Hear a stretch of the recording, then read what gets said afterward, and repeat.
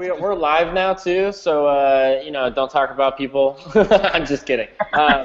No, but I thought I'd let you know that I'm actually gonna ditch real quick. There are several people waiting for the live stream to go live, and I know it's kind of annoying sometimes when you say when I say 11 o'clock, and then it's like 10 minutes afterwards, people are sitting there like, what the heck, man? So I wanted to start it off and at least turn it on, but I'm really thirsty, so I'm actually gonna run for like 30 seconds and grab a drink and come right back. But if you want to, I don't know, Grant, if you've met Rob. I know Nick and Rob have talked a little bit, but if you guys wanted to just kind of introduce yourselves, like briefly or something, or everybody kind of introduce who they are to those people that are watching, and I'll be back like really fast. All right, I'll kick it off. My name's Rob Beasley, and I've written a book called What Is This Thing Called God?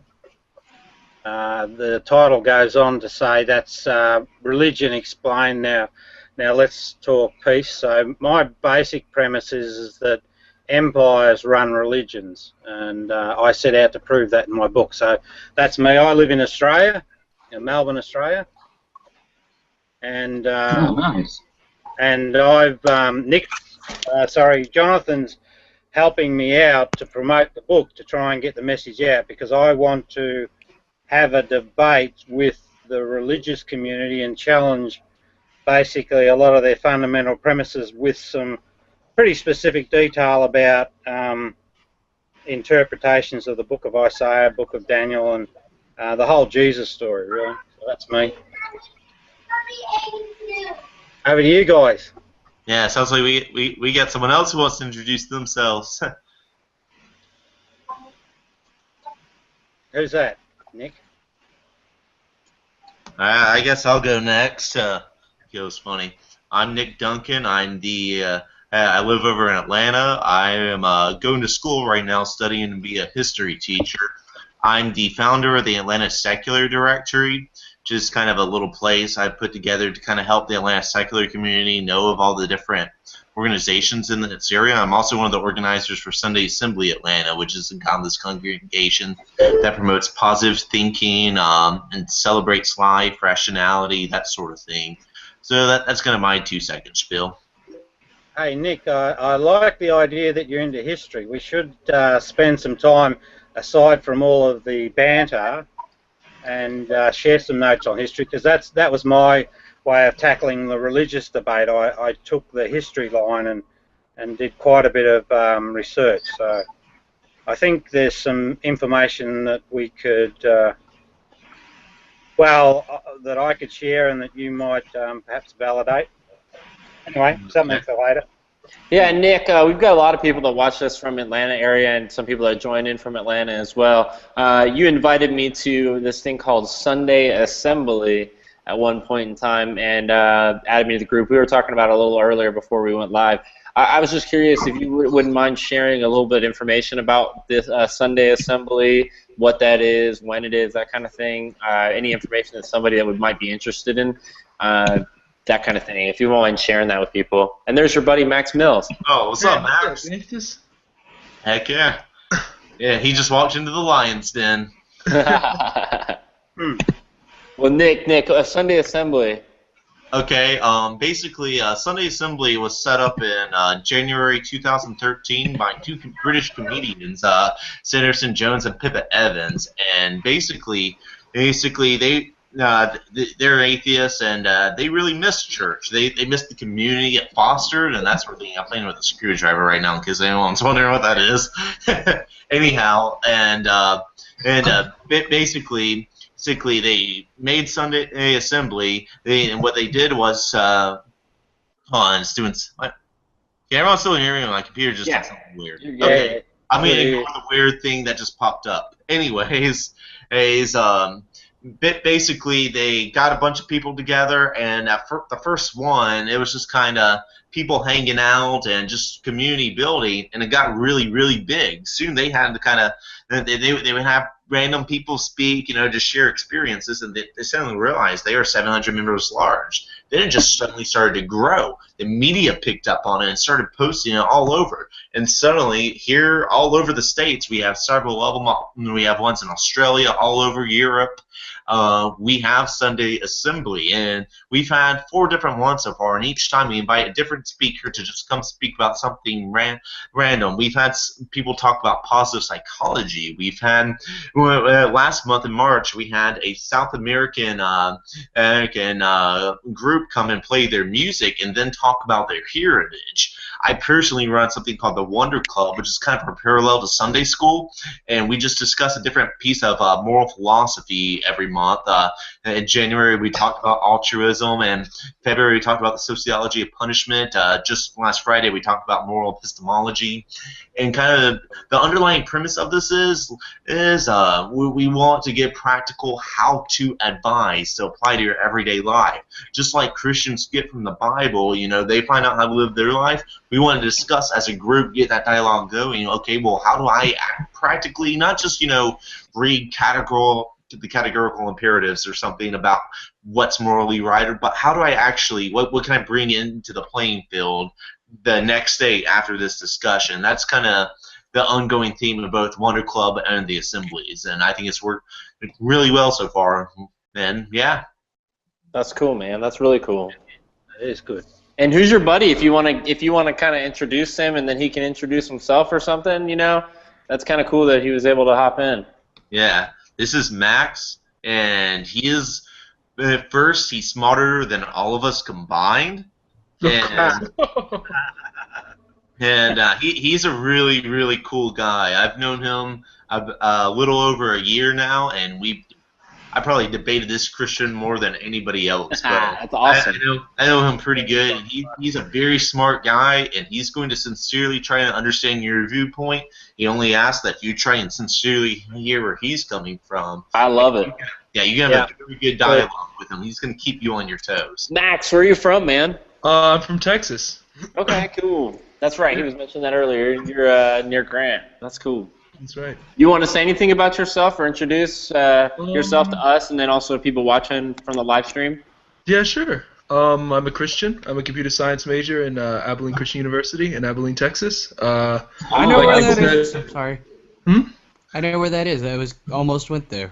Oh, that's cool. Yeah, it's a pretty cool school. I like the computer science department because it's like small, you know, and yeah, I have almost all of my families are graduates from there. Wow, that's cool. Yeah, I have a cousin who's a missionary in I'm not religious Tanzania at all, but they all who graduated from here, and that's how we found out about it. Yeah. But yeah, I've known Nick for like an eternity or a year or something, and we've had a lot of eternity, same thing. Yeah.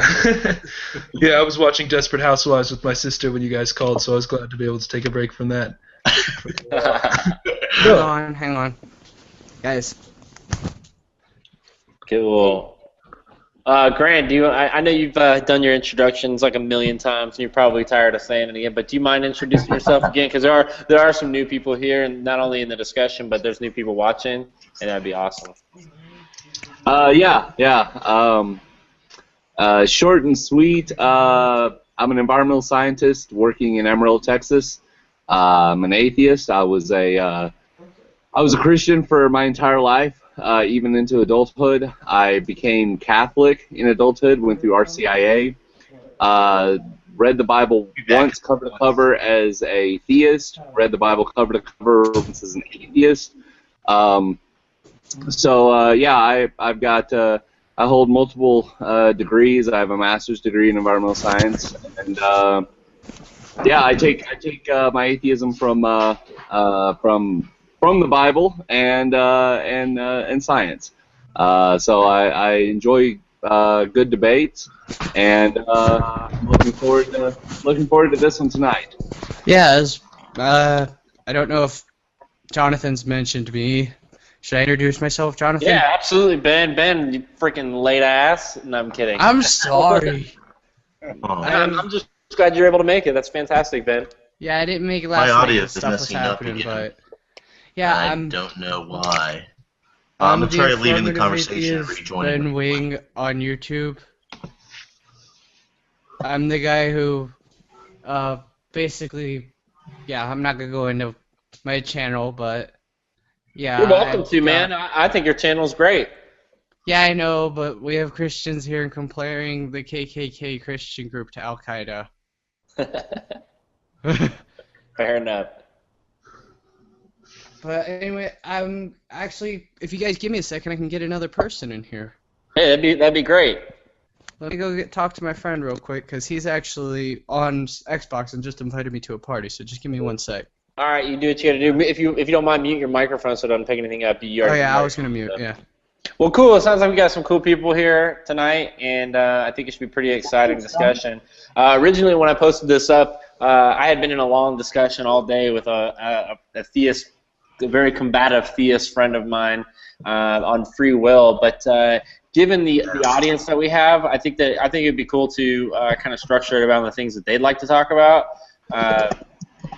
If it gets into free will, that'd be fantastic. I know Rob Beasley's got some cool stuff. Rob and Nick Duncan have talked about doing a little discussion and debate as well, so we'll get into that. But I think when it all comes down to it, our biggest guest of honor is probably you, Max, tonight. Oh, thanks. So we're really excited to have you on here and taking the time to kind of come into what they said earlier, the lion's den, and share your beliefs and things like that, and kind of discuss with us. It sounds like it's not something you're scared of, which is great.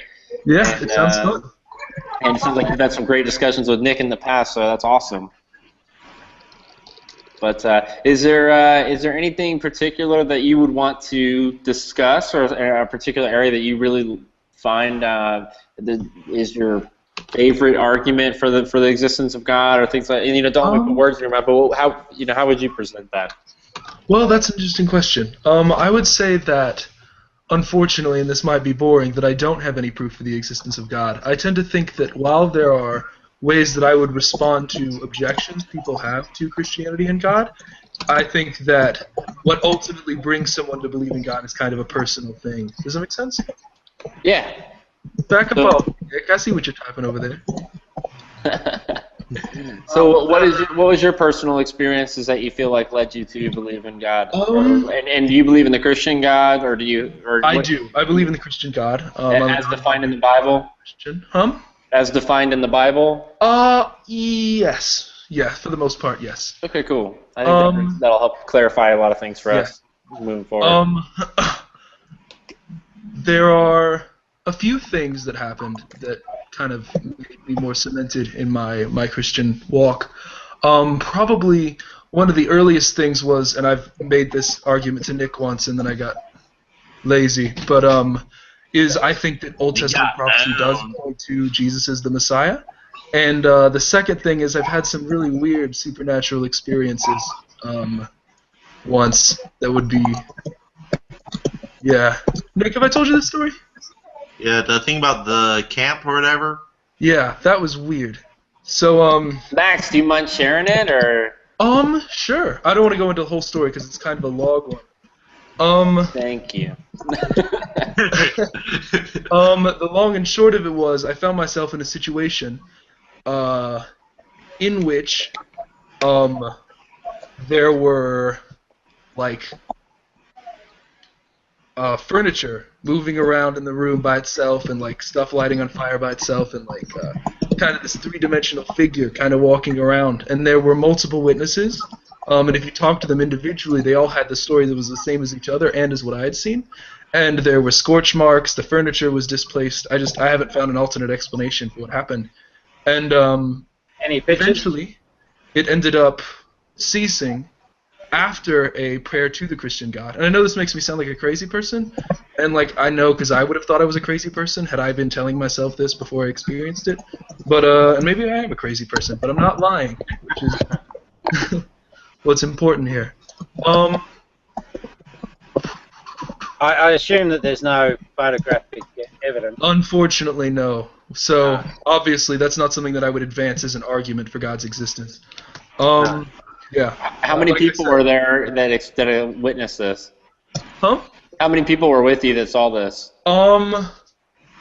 4. And what are their beliefs today? Are they all Christians? All of them were Christians as well. I was working for a Christian organization at the time. Okay. However, I feel like had it been a mass hallucination situation that was driven by stimuluses, there would have been some kind of greater disagreement over what they had seen occur. And there's also possible, I mean, we don't know everything about the universe. Maybe there's another explanation. Was there a precursor to the event such that you were all involved in a heavy spiritual session or something of that nature? Was there anything that preceded the event that might have... No, it was a... normal day?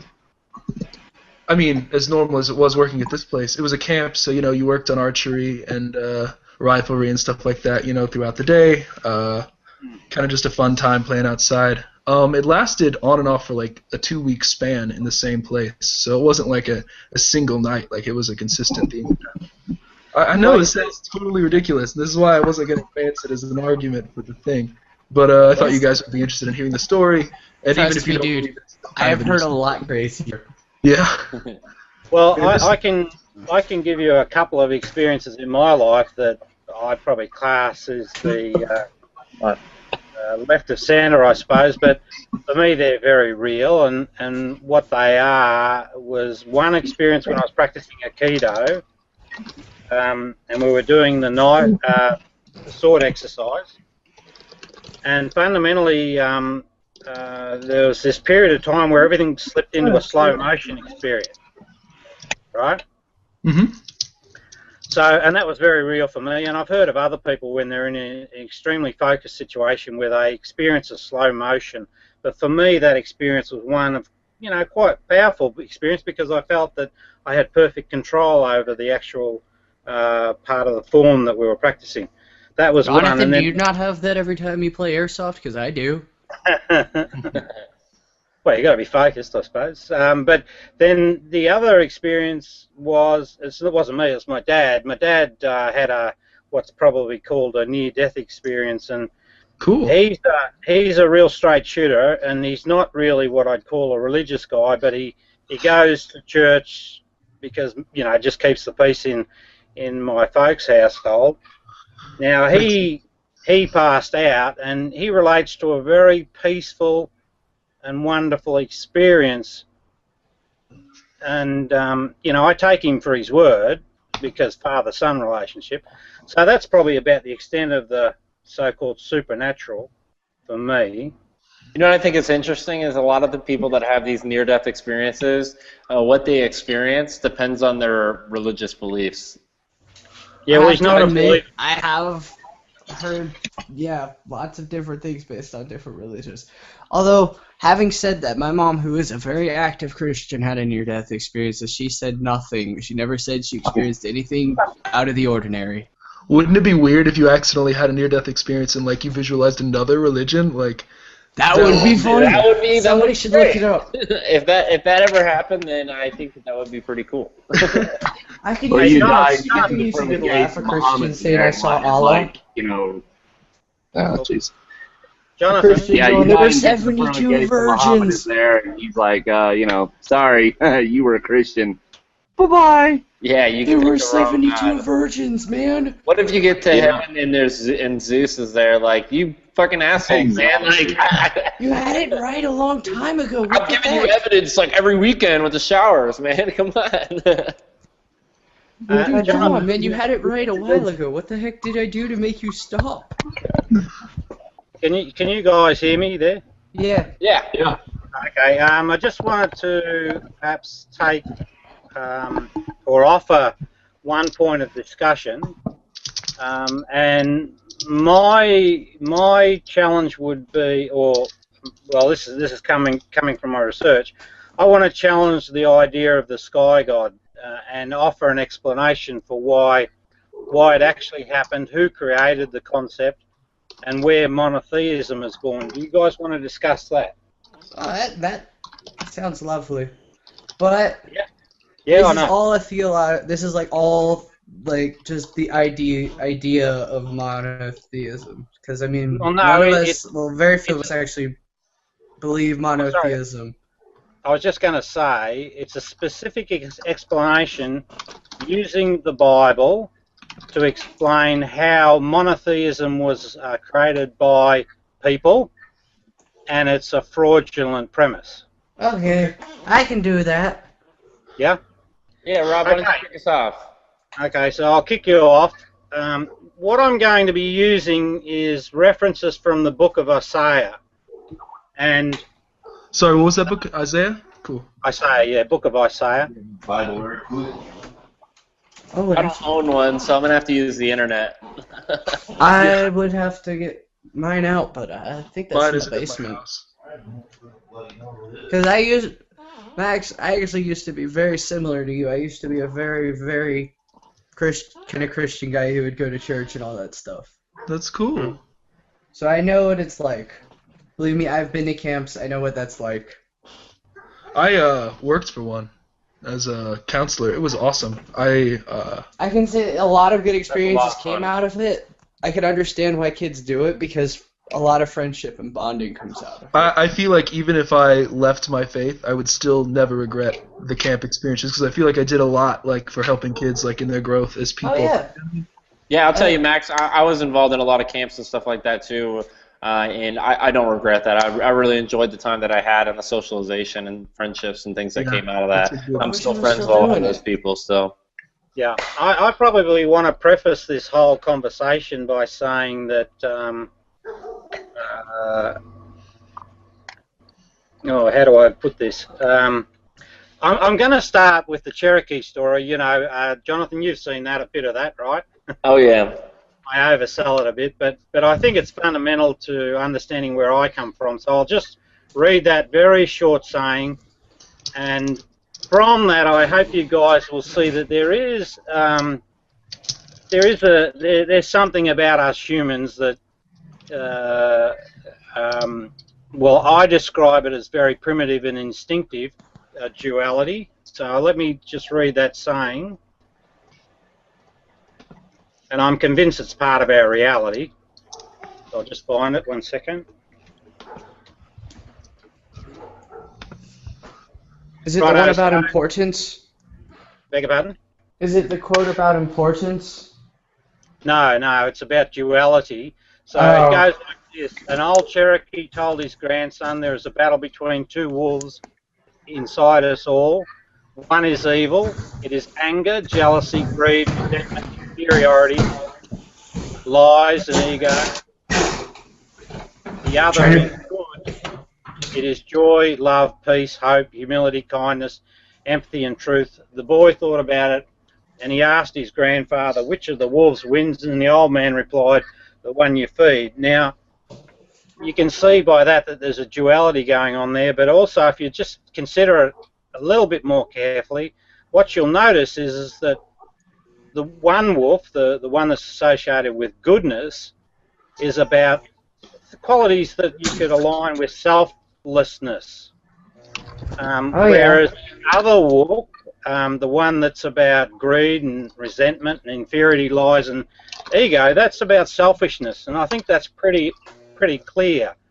But then again, if you want to take it another step closer to what's going on here, what you start to realise is that you get some very primitive events that you'll witness in the animal kingdom. You'll see the survivalist or the selfish paradigm, which we see in the baboon troops and the like, and that's on the evil side of the ego. It's all about the self-surviving, and the baboon community are a perfect example of that. And then on the other side, you see this concept of a herd, where if you imagine a shoal of fish, the way that their survival strategy is about keeping a very close eye on their neighbour. So there's your love thy neighbour concept, and staying close in formation, because if they don't stay in formation, if they break ranks, they're dead, and that doesn't help the species survive. So that's my duality introduction, if you like. So don't get me wrong, I'm not against spirituality or exploring those things, but what I am very much against, Max, unfortunately for you, mate, is my research reveals that empires govern the religious paradigm, and they've used these principles to their advantage. And what was that? What did you say? I say empires. Oh, perfect. Thank you. Empires Now, when I think of empires very much as the ego paradigm, because if you consider an empire, they're very much about the self, the guy at the top of the tree. Jonathan, you might reflect back to that video on the baboons. Did you get to see that? I did not. But okay, recap it for us. I'll share that with you. But do you want me to recap it now? If you could summarize it, just summarize it. I know that you could probably go into a lot longer explanation on it than any of us could, but. Yeah, well, basically what it was, there was this troop of baboons and there was a scientist following them. And baboon society is very hierarchical, so there's a main dominant male that sits at the top of the tribe. And he really gives a lot of grief and that to the subordinates within the hierarchical structure. And so it becomes, for survival, it becomes an effort, particularly for the males, to climb their way up the ranks. And if they can get to the top of the tree, they have sexual dominance and sexual preferences. So that's typical baboon society. But this particular society that this researcher was studying had an event where the trash heap that they were feeding out of had some poisoned meat put in it, and because the dominant males had first pick of the food, they ate the poisoned food, and it sort of wiped out the dominant males. And what the researcher witnessed was a very significant change in the profile of the behaviours within that particular group. So this is a video which I can share with you, Jonathan. You can get to the guys. Yeah, that would be great. We can even put a link to that video in this description afterwards. So those who are viewing this after the live stream, you can definitely check it out. It's quite a powerful connection back to that Cherokee tale. But basically, what happened is that it became more of a matriarchal society. And what we see then is the behaviour started to drift towards the herd phenomenon, right? So again, you see this duality playing out in the real animal kingdom based on these very primitive instinctive behaviours. And the researcher also relates those behaviours back to how we humans behave. So that's me on spirituality. So let's now move into the religious debate. And what I want to try and demonstrate is I want to try and show you that there's a reasoned and rational explanation for how empires entered the religious field. Back in the days of Isaiah, they created the false illusion of prophecy by writing the book of Isaiah after the fact. And then from that point, they owned Judaism. And they did that. The reason they did that, sorry, they is the Persians. Cyrus the Great. Yeah. Do you have evidence that the Persians authored Isaiah as a way of controlling the Jews? Or is that conjecture? There is.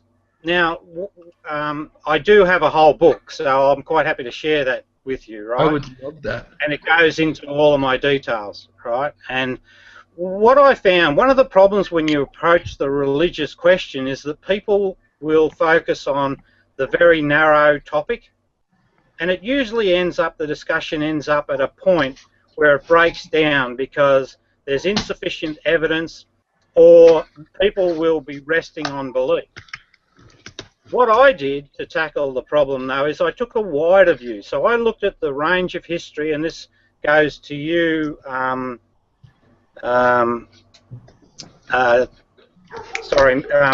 Nick, Max? The history. No, Nick, because Nick is into history. What I did, Nick, is I went and had a look at the religious story from Babylon, 540 BC, and brought it right through to 325 AD. And what I started to witness was these repeating behaviours, human behaviours, that actually relate back to that story, that Cherokee story. But anyway, let's get back to, because it could run into a long story, so I'll try and contain it within the book of Isaiah. Here's my premise. And for the evidence, again, Jonathan, I'll share you the link to the book, right? That's Jonathan, awesome. That'd be good. All right. So this is what my conclusion was with the book of Isaiah. If you go back to 540 BC, when King Cyrus first enters Babylon and he conquers Nabonidus, you see, and this is historical evidence, it's left to us on the Cirrus cylinder. So if you guys go on to Google and just look up Cirrus cylinder, you'll get this information. On the Cirrus cylinder, it's written in black and white that a propaganda technique that Cyrus and he had Persian magi, Zoroastrian magi working for him. They were his high priests. They put together this Cirrus cylinder, and in it says quite clearly that Cirrus is repositioned as the number one god, person having a relationship with the Babylonian god Marduk.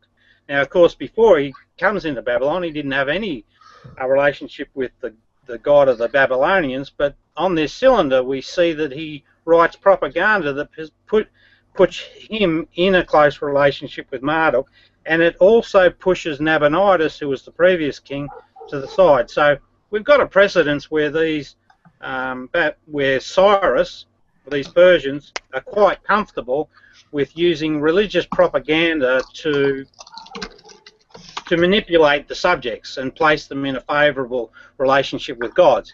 So now let's talk about the book of Isaiah. If you examine the book of Isaiah carefully, you'll find that it's divided into three parts, right? And if you Google it, you'll also see that the scholars recognise that.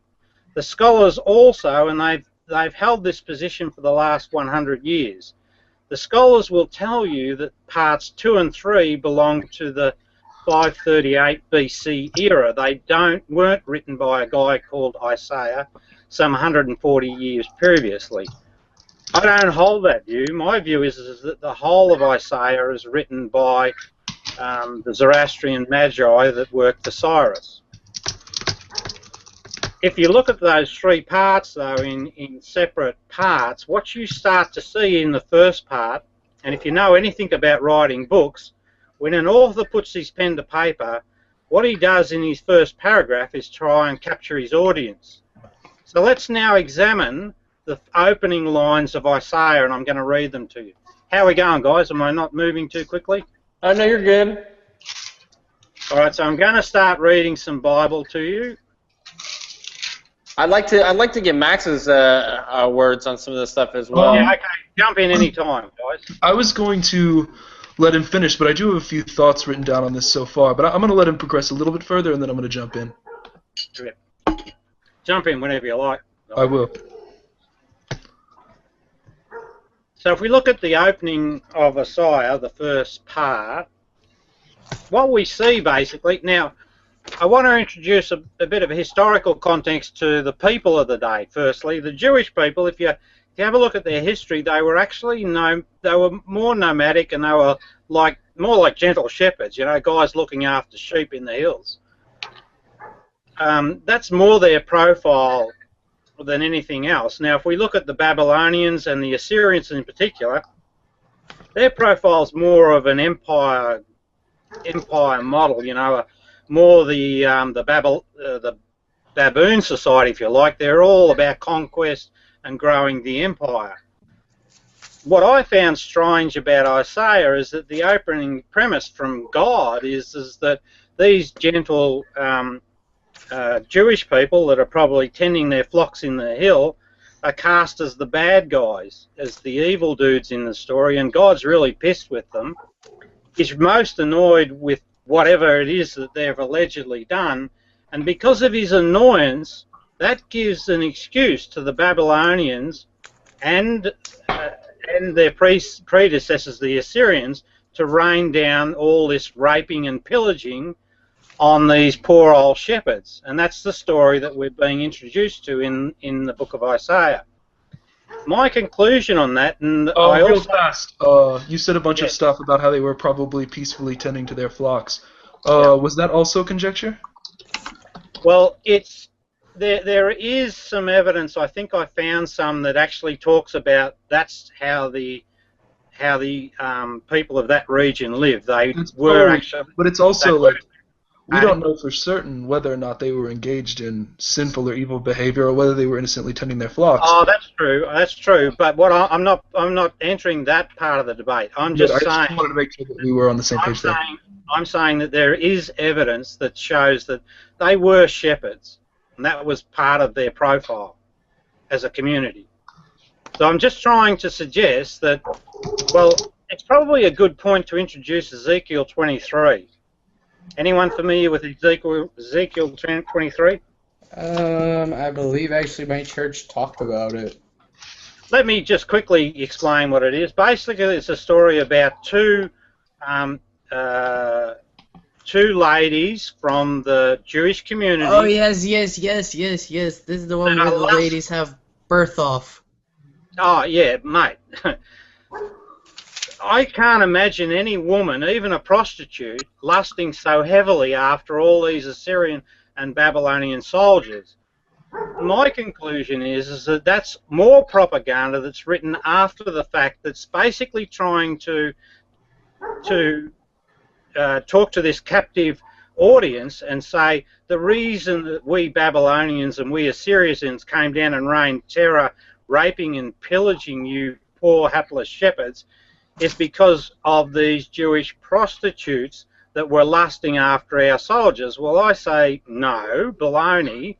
I say you guys Persians are making up bloody stories to excuse some bloody behaviour that we know exists in the human society. So if we come forward in time and look at wars through time, we do find that young males who are in a war conflict situation will in fact turn quite evil and rape and pillage. One perfect example is the Boxer Rebellion. And that also involves empire. Pardon? Vietnam. Well, exactly. There's plenty of examples of how people will turn quite bad towards, and particularly womankind seem to suffer. So, anyway, let's go back to Isaiah. So that's my premise. Yeah, I'm just I want to interrupt right quick about Ezekiel. Ezekiel, you said that you doubt the reliability of this passage because you don't think women could have lusted that much over men, the way described? Well, clearly nobody's looked at Johnny Depp. For instance.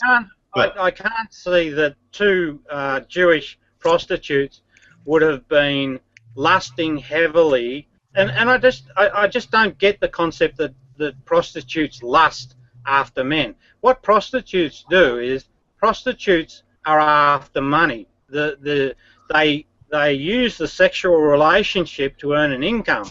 What about nymphomania? Is it fair to say that like the generally true statement is true of every single prostitute in history? Like we don't know anything about these two people. I also want to point out that Isaiah, especially the parts that came before the part that you're talking about, you said it was divided into three parts. The first part was the earlier part. And in Isaiah 7, it talks about the land whose two kings you dread. It's kind of the first of several parts, or it kind of talks down about the Assyrians a little bit. It prophesies the abandonment of the land. The two kings are supposedly, according to the Talmudic rabbis, Rezin and Pekah, who are Assyrian kings. So I think that two things. There's two things that really occurred to me in your spiel. The first thing is, if it was written by the Assyrians, you'd think that most of what they said about the Assyrians. Sorry, it was written by the Persians. Excuse me. Yeah. Sorry. Then okay, if it was written by the Persians, then that kind of knocks over your argument about the Assyrians in Ezekiel 23, unless the Assyrians and the Persians were just tag teaming this whole thing. The second thing. No. Let me correct you again on that one. Please do. What I'm saying is that the Persians are writing the story because Ezekiel comes after Isaiah. I'm saying that they're using that story to excuse the behaviours so that they can explain that to their new captive audience, who they now own because they're now writing the propaganda. They're trying to explain to that audience why these historical and these true historical events occur. So if you look at my book, I actually show some historical evidence of how the Assyrians brutalized, and I've just got an image, but it's definitely a historical artifact that shows that the Assyrians were really brutal in the way that they treated the Jewish folks. They stuck them on spikes like shish kebabs, you know. So I'm not saying what you're saying. What I'm saying is that the Persians took over the religion in Isaiah, and then beyond that point, they used that religion to reaccount for real historical events that preceded it. There's a second thing that I'd like to bring up. The first thing? Okay, so I feel like a lot of your reasoning is backed by whether or not various events seem reasonable to you based on general opinions about things like prostitutes, but it seems to me like it would be pretty easy to determine whether or not it's possible that this was something made up to change the theology of the Jewish people, and that would be whether or not Isaiah actually represents any obvious changes in Jewish theology compared to the Old Testament books which preceded it, especially later aspects. I agree with that comment. Okay, so what are some examples of? Okay. So what are some examples of ways that later texts of Isaiah, the ones that date to the late 6th century, represented a change in Jewish theology when compared to earlier Old Testament? I accept that. That's a fair comment. And there is evidence. I mean, if you go to the Samaritans, if you went to any Samaritan today, they will tell you that their religion changed from the Babylon experience. Okay. What they will tell you is that when the Jewish folk that came back from the so-called liberated Jewish people, when they came back from Babylon, that represented a change to their religion. If you look at if you pay attention to the Nabatean religion or the Mandaeans, they say the same thing. They say that the Babylonian experience brought a change to the religion. If you know anything about the Torah, what you see in the Torah, there's a term called Nazarite. Nazarite was the traditional austere practice by the true Jewish faith. And it's also the tradition that was practiced by the Essenes who just lived outside of Jerusalem. Now, the Nazarites were specific sects.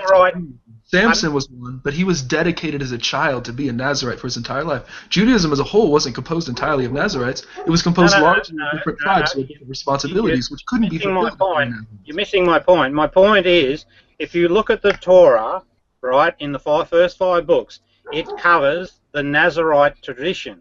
That existed pre-Babylon. That's my point. Okay. You can look that up. It's verifiable. No, I agree with that. Yeah.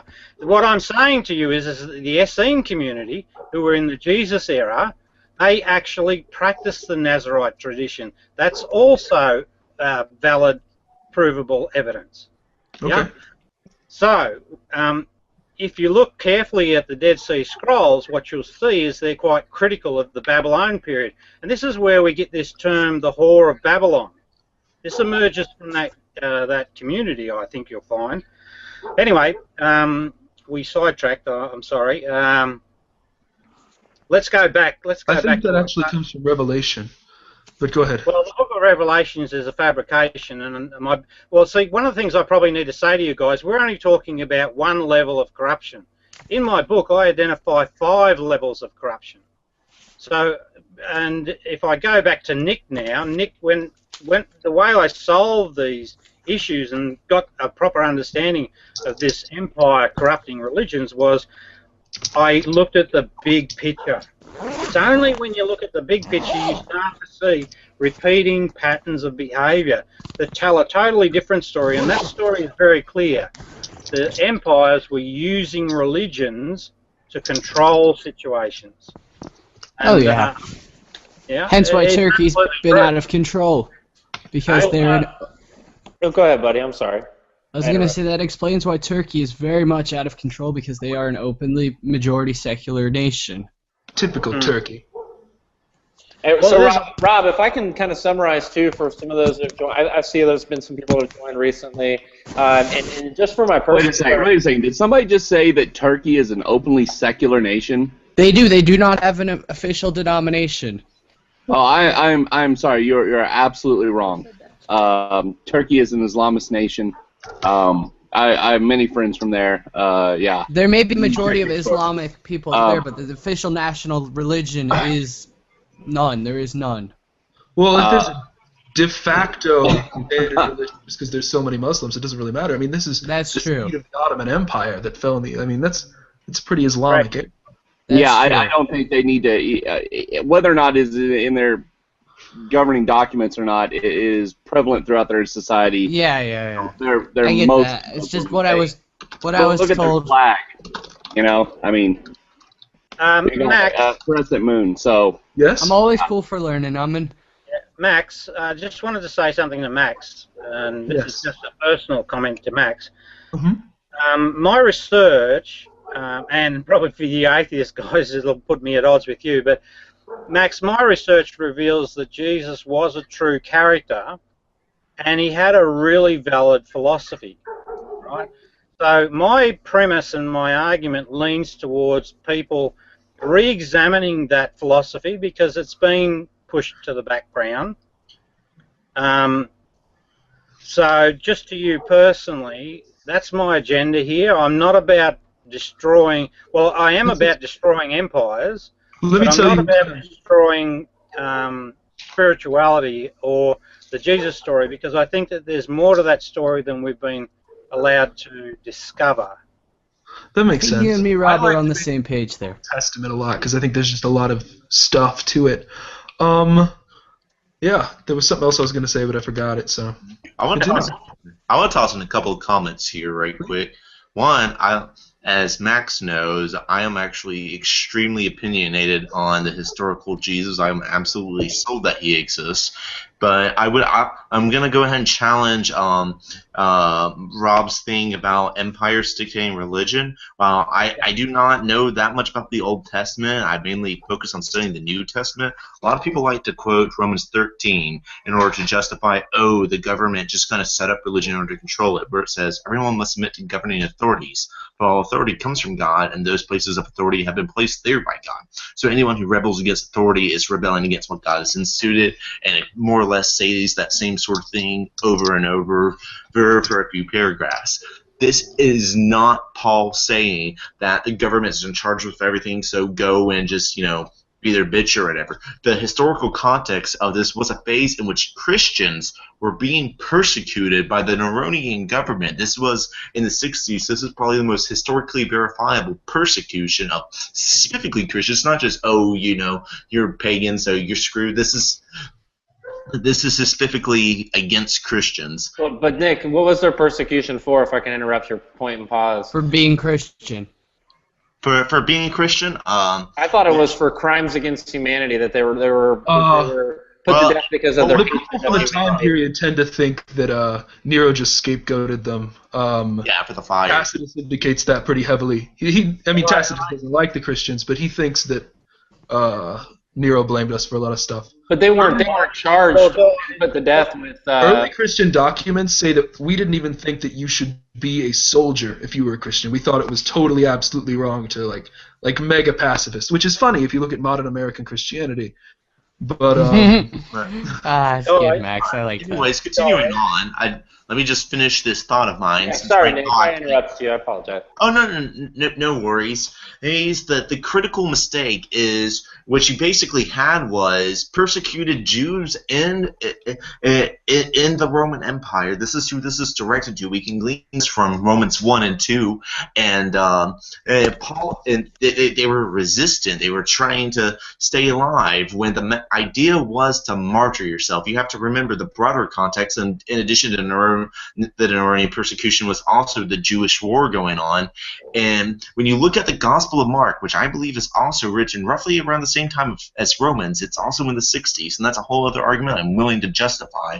But you find very interesting passages. For example, there's these statements from Jesus that say, go to Jerusalem and do this, go to Jerusalem and do this. They don't appear in the other bits, and they all have to do with self-sacrifice, all have to do with martyrship.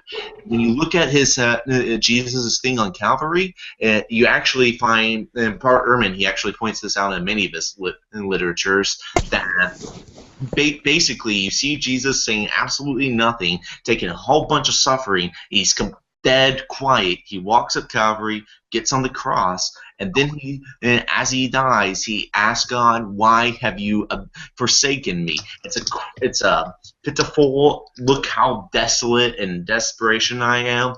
And when you then look at other passages in Mark, such as if you wish to follow, you'll have to take up your own cross and follow me. The overall message here is right here. Jesus is serving as a model to Christians on how to be persecuted, on how to endure the bullshit that was coming from the government. The Jesus movement was not about resistance to the government. Hey, no, we're right and we're going to win. It was about that peaceful pacifism that Max was mentioning, letting yourself be taken over and just kind of martyring yourself from there. Now, whether or not you think that that's part of a grander conspiracy theory for the government to control the Christians into martyring themselves, that's another debate. But to enslave them, no, because you have the Christian leaders saying, okay, boldly state your beliefs, and when they get you killed, do not look back.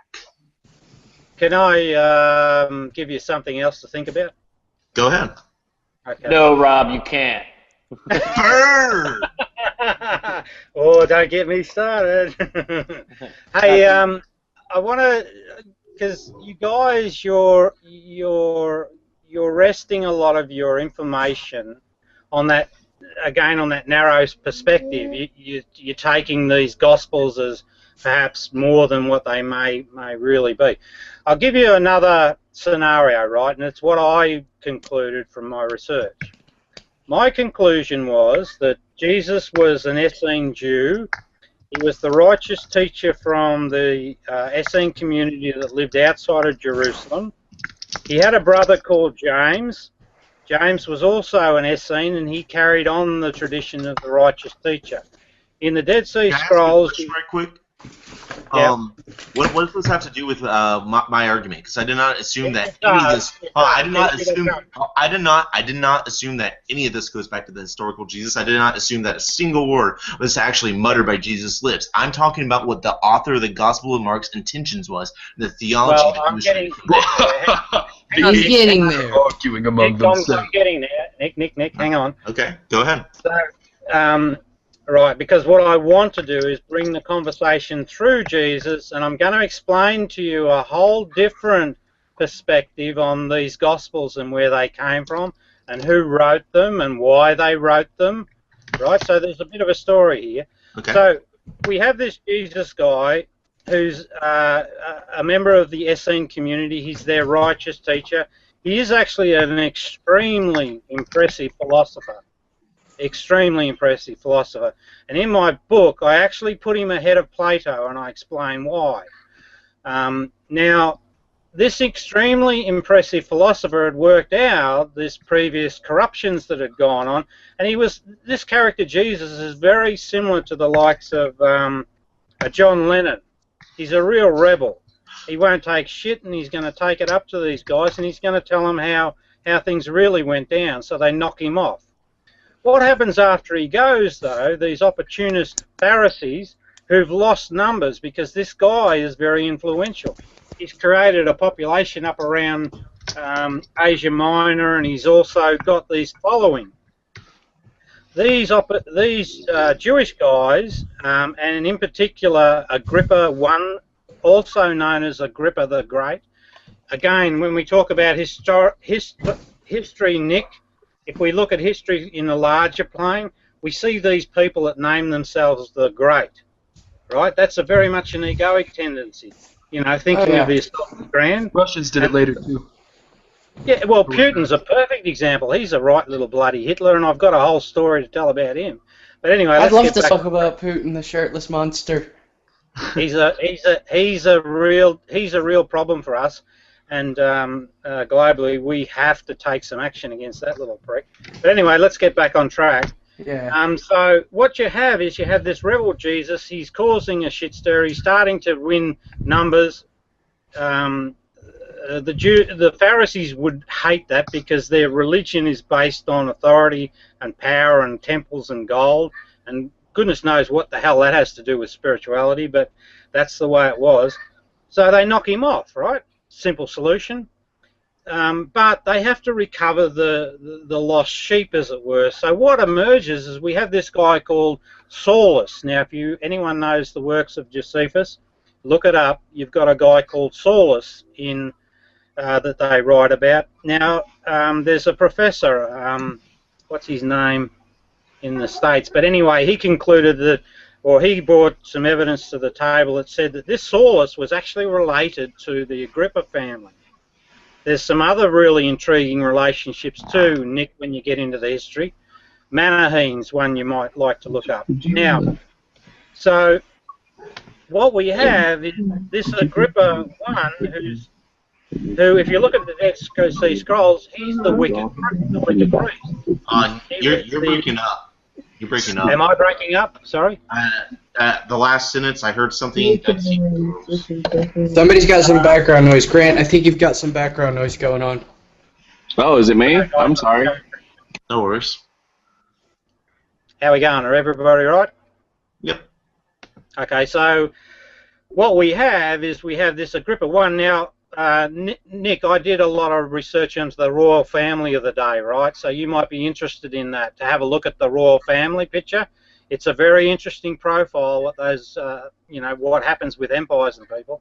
Anyway, this Agrippa emerged from that royal profile, that royal group. Can I ask you a question?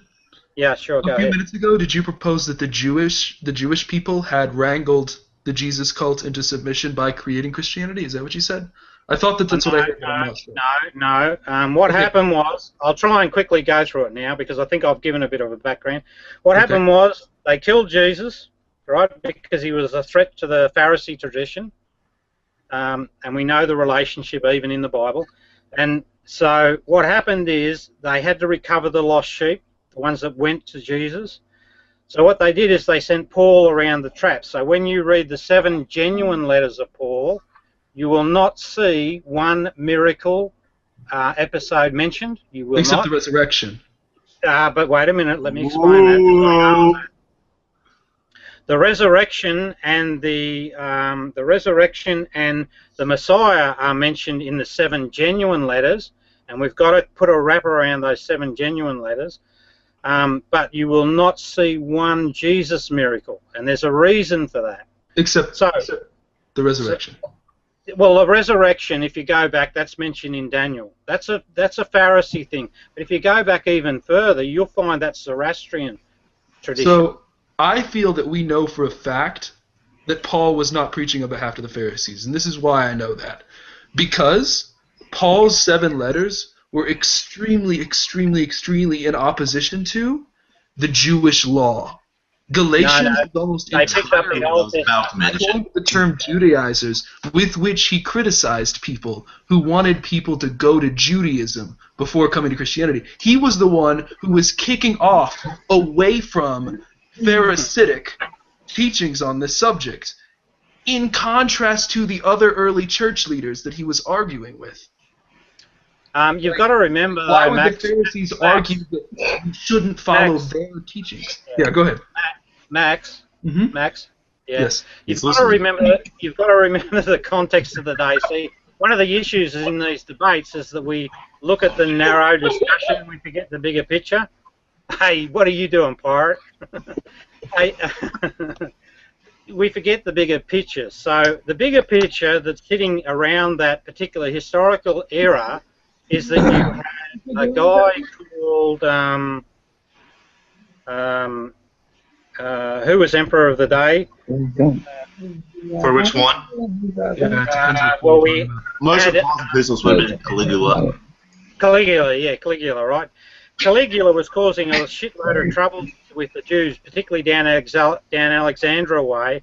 Alexandria was important to Rome because that was their feed. That's where they got all their feed, through Alexandria. So there was a lot of strife going on down there, and Caligula was in amongst it, and he was very anti the Pharisees. He was very much against them. You've also got to know a bit about the story of Claudius, the guy that precedes him. There's a very interesting story that goes on with him, and there's a lot of connections between Claudius and the Jewish factions, right? So, okay, am I boring you guys? Shall I call it quits? How did you get a halo on your head? But no, I'm sorry. I don't know. Amazed by No, that. I might stop it there, guys. And, Well, if you want to read my book, I'll make it available. But otherwise, have Please a do. great day. Thank See you. ya. No worries. You're welcome. is he signing off? Huh. Interesting. Well, that was Well, Yeah, I am. okay. give my Oh no. Well, on I'm that. back. I'll leave you guys with one comment. Okay. I regard the threat that religion poses to our world and the way that empires use it quite seriously, and I think it's actually getting to a pivotal point. I can give you a whole range of evidence historically for you, Nick, from 325 AD right to current, that shows that the empire are currently using religions. We are probably destined for a third world war. I think you'll find that there's going to be an attack on America, and I think there's very sound, rational reasons for that. So I kind of take this stuff a little bit seriously. I want to get the public debate going and not play jokes and that, because I think that what we're witnessing, since America's been bankrupted by these Pharisees, they've shifted Wait, allegiance. somebody was playing jokes? Hey? Somebody was joking around? Yeah, well, you were putting halos and horns on and all the rest of it. But anyway, I'll leave you guys to it. Wait, So, can I just say one final thing? sure. I felt like a lot of what you said was more based on kind of assertions without a whole lot of reasoning, and that there was kind of this Well, when you need to did read say the book. something that I knew what you were talking about, it felt like a lot of what you were saying like wasn't accurate, like the Paul being from the Pharisees thing. And so like I feel like also a lot of your conclusions seem kind of wrong. Like the World War III thing, like in a post-nuke world, we aren't going to have anything like another World War. We'll have another Cold War. But like I just feel like, man, I'm just trying to be bashy, but I feel like you're wrong. Is I guess what I'm trying to say. But I understand. I enjoyed talking to you. You'll take that view, but I don't think I am. And the thing I'll That's leave okay. you guys with is, if you're interested, have a look at the book. I would You love might learn something, and I do give all of my references so you can research it, whatnot. But How do there I you go. have- Have a great day, guys. See ya. Please, you too. See ya. No worries. What the hell is up with it? My opinion on that. Hang on. My opinion on that exchange was, I felt like every time he kind of asked him to back up what he was saying, he told us we needed to see the bigger picture. And then what that basically meant was he had another expectation that his current hypothesis was contingent on, and then we asked him to explain that explanation and give us the evidence for that, and then we had to find a bigger picture, and we find that that is in itself a hypothesis that's completely contingent on something It else. felt like a big rabbit hole of assertions, half of which I didn't know about, and of the other half I knew half of them were false. Yeah. I do feel like there was a lot of disconnect. I'm not gonna lie, there was a lot of disconnect.